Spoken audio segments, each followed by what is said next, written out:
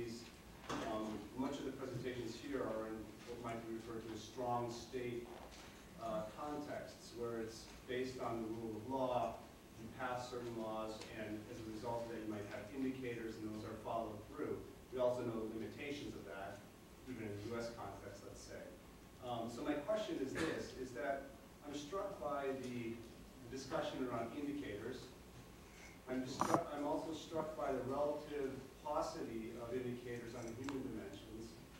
And I'm particularly, as a social scientist, struck by the fact that in social science there's a discussion about output indicators and process indicators.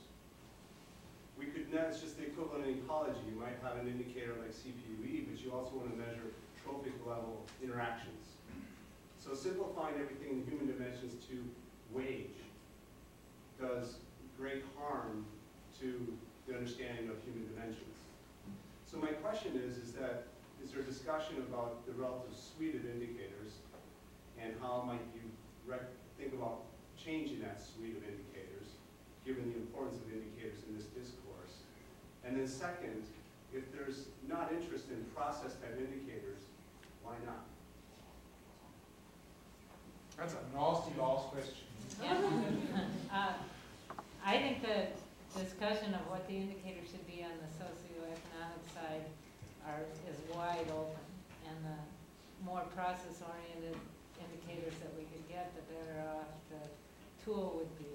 Those were up to, the ones I showed were there just as something to sort of demonstrate how one might think about it, but that's not to be considered a final set in any way, and we're wide open to some ideas on how one might think about process-oriented indicators. So you're thinking of something like the equivalent of a diversity index or something like that, but for... well, there was questions raised about equity. Yeah. And representation. Right. And those we can show empirically based on thousands of interviews who've done this work in tropical context. If your dependent variable is success of EBM, your independent variables are equity, participation, and they're based on p-values. Yeah. No, that'd be great. Okay, I think you've stumped the panel on this one. First, let's thank the panel.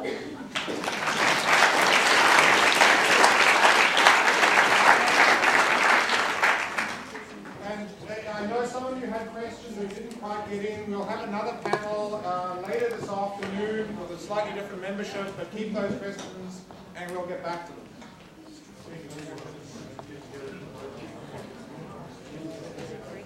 So now we're going to start the second of today's two theme sessions. And fortunately, the moderator for this just introduced themselves. It's Patrick Christie.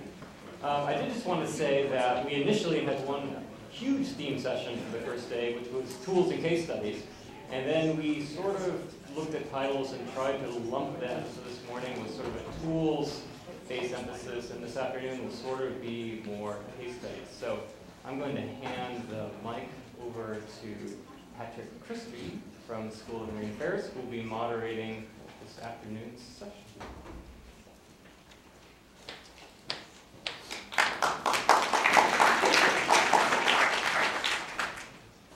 Hello.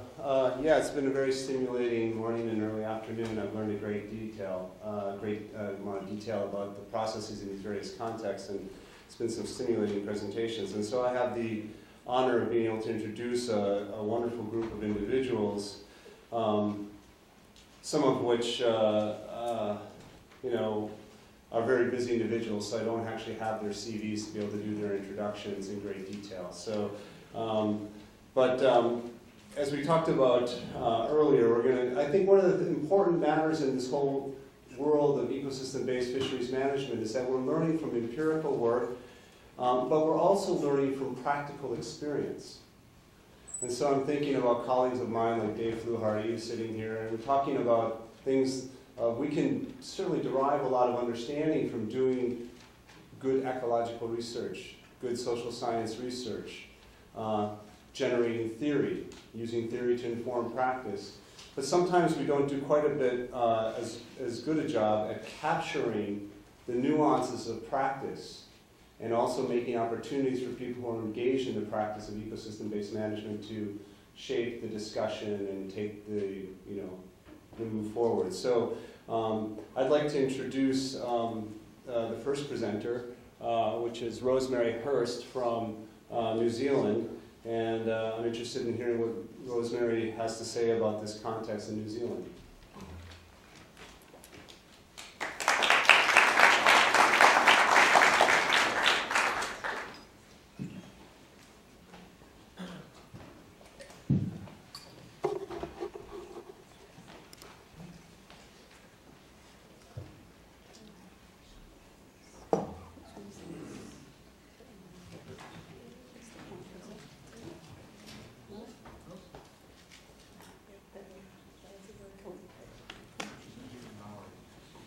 Like the other speakers before me, I'd like to thank the organisers for inviting me to come over and talk to you about some steps towards ecosystem-based fisheries management in New Zealand.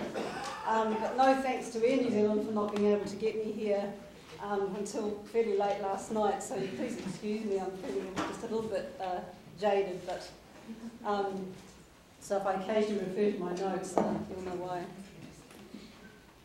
Okay, first of all, what I wanted to do was give you a bit of an introduction to New Zealand, being on the other side of the world in a relatively small country, and then run through the developing legislative and policy framework.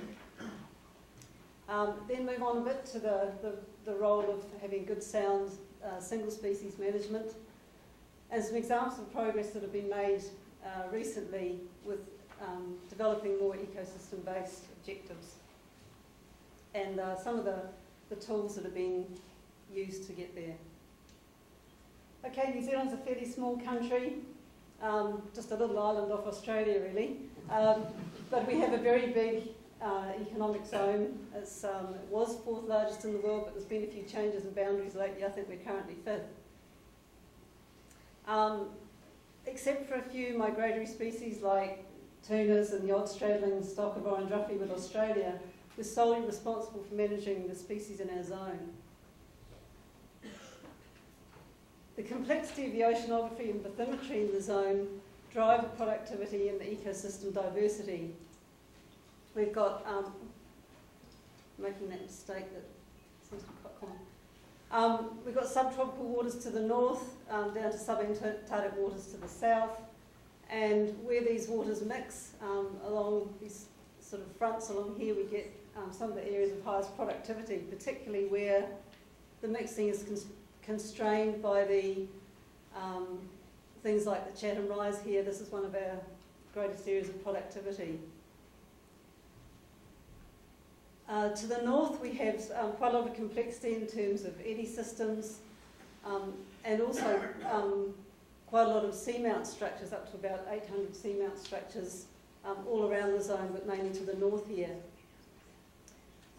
New Zealand sits on the boundary of two tectonic plates, and there's a large fault line that runs right through the length of the country and extends up north into the Kermadec area, where there's quite deep trenches, including hydrothermal vents, so quite a lot of diversity in the ecosystems.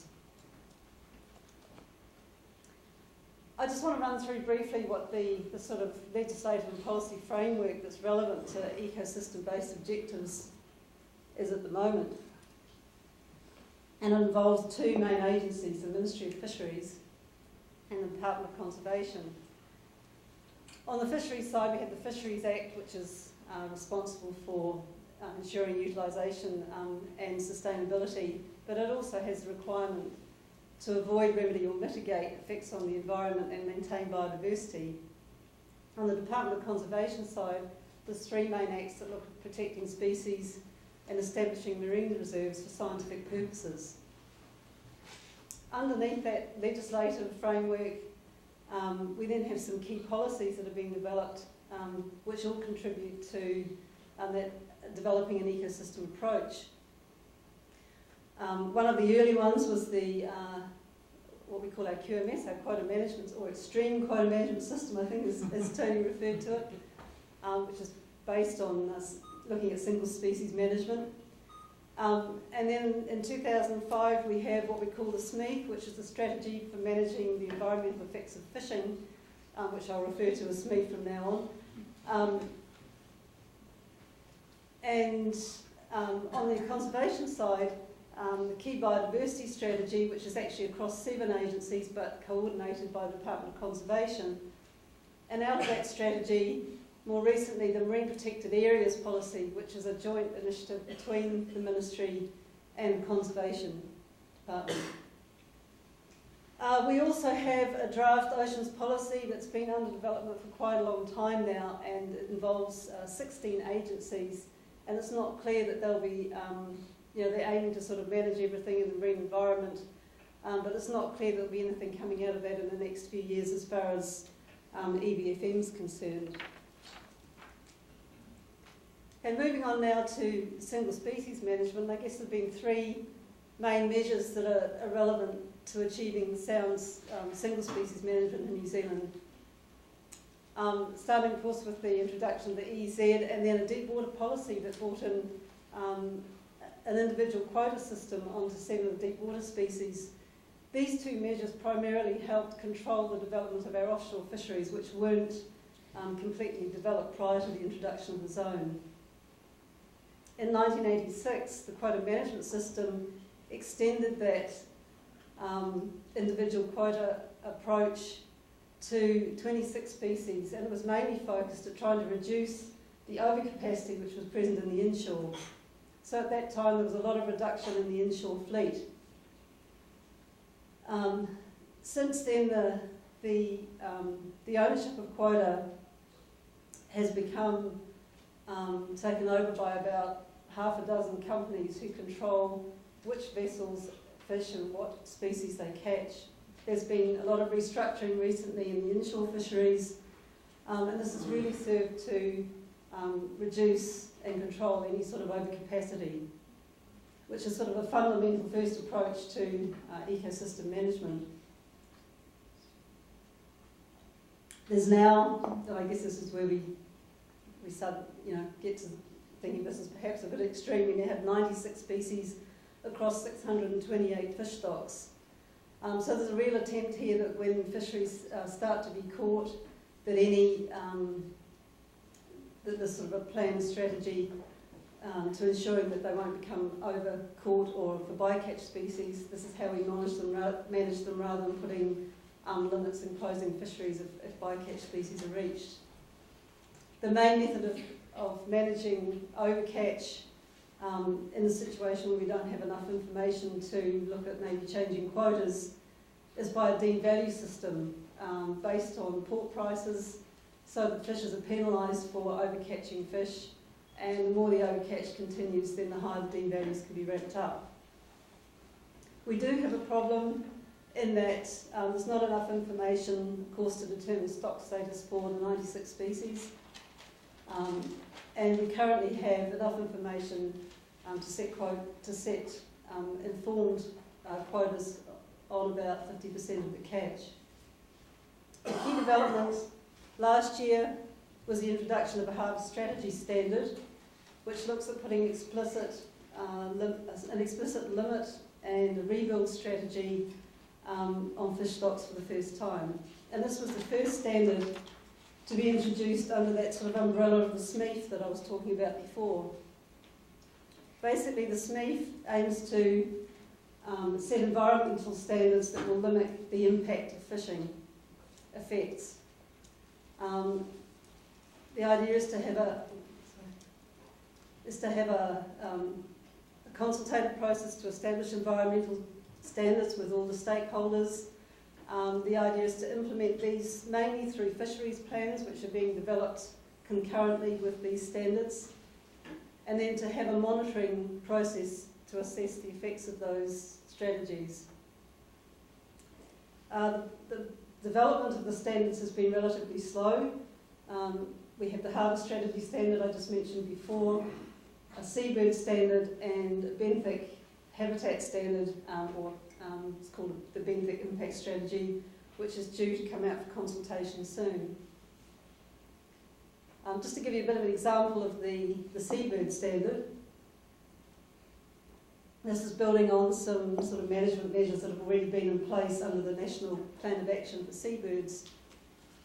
And basically it aims to establish risk management targets to ensure that seabird populations that are affected by fishing can rebuild. Potentially it will include incidental mortality objectives set at the fishery level, and these may be individual limits on particular species at risk, or perhaps a combined limit for a number of species. There needs to be a link here to the current management measures that I just mentioned. We have compulsory mitigation devices in place at the moment, and the industry has introduced some really good offal management plans that have significantly reduced the seabird mortality over the last few years. Moving now on to the marine protected area policy. The aim of this policy, it came out of the biodiversity strategy, so the aim of it is to protect marine biodiversity of New Zealand's marine habitats and ecosystems. There will be two types of protection standard. One is no take, and the other will allow a limited amount of extraction or damage. Again, it's a sort of a multi-agency approach and involves quite a lot of consultation with stakeholders, not through the same process that's being developed for the environmental standards. It's a separate process. And it's not clear at this stage whether other types of closures, we have a number of, some of them I'm going to go through just shortly, but we have a number of other types of closures, including things like Māori customary closures and so on, that have been developed through totally separate processes. And so there's a need there to try and link some of these initiatives together, and each of these other closures will need to be assessed against the habitat standard to see that they actually meet, and the individual definitions of the NPAs to see that they actually meet them on a case-by-case basis. At the moment, the focus for the development of NPAs is within the territorial sea, the 12 nautical mile limit, based on 14 biogeographical regions around the country.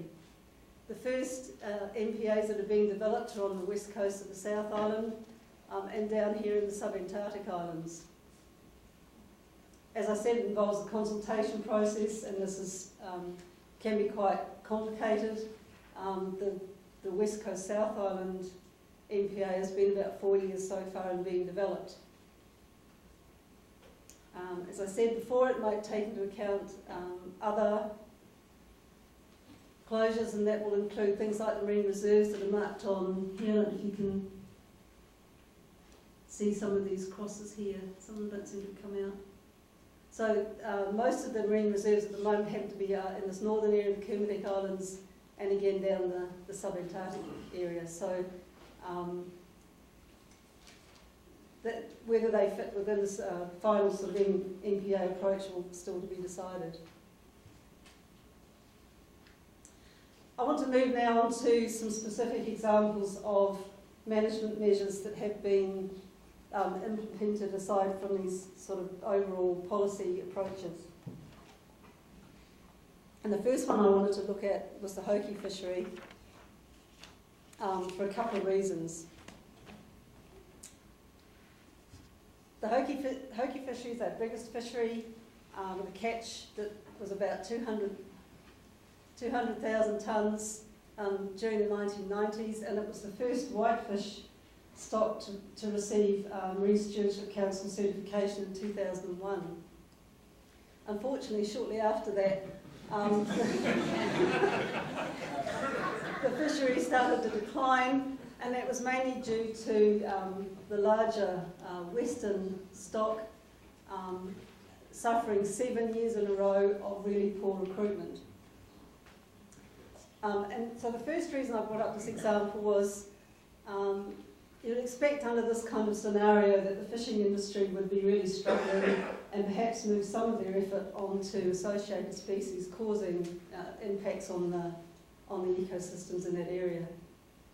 But that hasn't really happened. What happened was the quota limits that are in place on all the associated species keep those species within those limits, and where there has been a slight bit of overcatch on a couple of them, the deep values have been used to try and constrain those catches within those limits.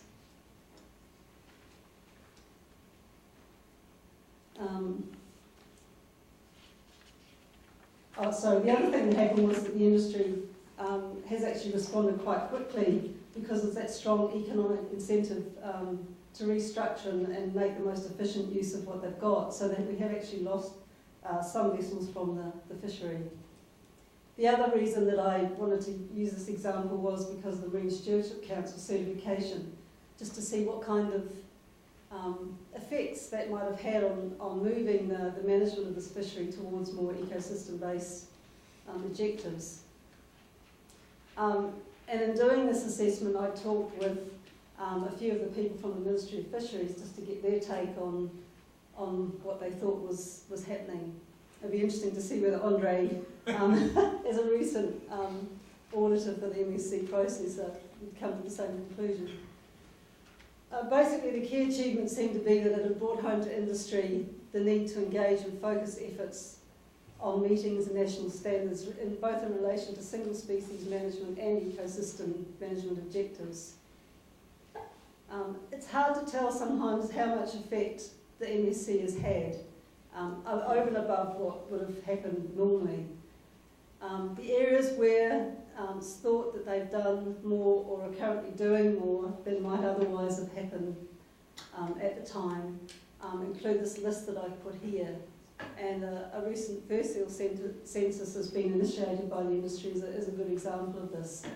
The 10-year research plan that they're just developing, interestingly enough, one of the drivers for that is that they're keen to get MSC certification on other fisheries in the deep water.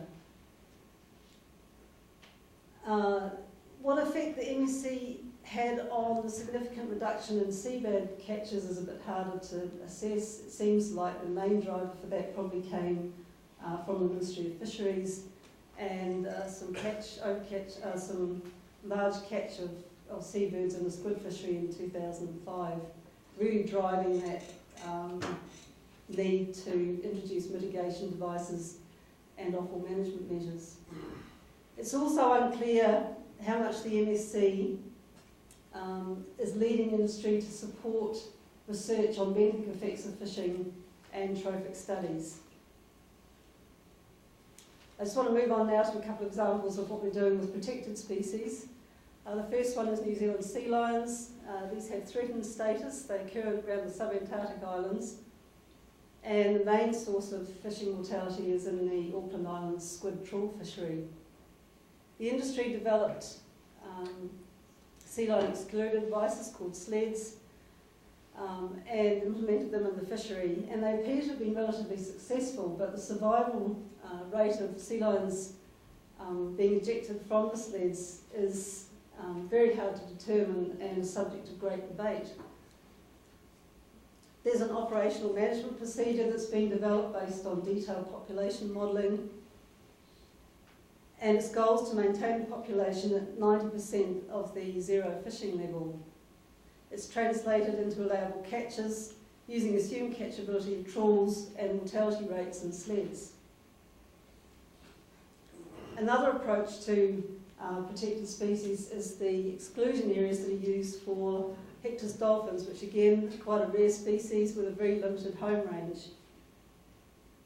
Here, set nets are the main source of fishing mortality, and this is an example of the exclusion area around the South Island of New Zealand where set nets are banned out to about 4 nautical miles. There's also restrictions on various types of inshore trawlers. One of the problems with the extension of this zone last year has been the lack of information on a fine scale of where the inshore fleet operates. They only are required to report on were required to report on a sort of larger fisheries management area scale. That's changed in the last 18 months, but some of these spatial management issues haven't really had that information to inform them up until now. For the first time last year, there was extensive use of observers on the small inshore vessels. And again, that's something that has real benefits in terms of trying to assess some of these issues with protected species and how many are caught, and the sort of interactions between vessels and the species. Moving on to some closures that we have in the offshore. In 2000, we introduced closed areas on 19 representative seamounts. 18 of these were unfished. Sorry, these are the little squares marked in red. Not sure if you can see them from the back. So most of them are unfished, but there was one called the Morgue in this complex here called the Graveyard Complex, for obvious reasons. And so the fishing, the recovery of the seamount has been monitored through surveys. And I just wanted to give you a quick example of some of the science that's going on. So in the first survey in 2001, there was little evidence of any cold water coral reefs in the area that had been heavily fished. So this is the survey transects here, sort of in a star pattern. And in fact, there have been some debates as to whether those reefs had actually existed in the first place. In the second survey in 2006, there was little evidence of recovery in this area that had been heavily fished. But the survey moved on to an area that was much deeper topography and hadn't been fished previously, and found evidence of these cold water reef structures, suggesting that they were probably in existence before fishing started, and that there's a possibility of recovery. Another example that's come out of the survey, and it's on a seamount close by, which isn't closed, but it's had very much reduced fishing in the last few years, is looking at the recovery of these small hydrocorals. 5 years later, there seemed to be a significant increase in the number of these hydrocorals starting to form that 3D structure on the seamounts that would have been there previously. The last example that I want to look at is benefit protected areas. These were an industry initiative that were introduced into the EEZ, so that's the area between 12 nautical miles and 200 nautical miles, aimed to protect areas of seabed that hadn't been fished previously. And the areas that were chosen represent 30% of the EEZ. The largest area by far is this one to the north, where fishing had been pretty much restrained by very low TACCs of a nominal sort of 10 tonnes in the past. They were based on a marine environment classification. The relevant Oceanic Classes, there's 9 of them, and these BPAs protect at least 10% of each class.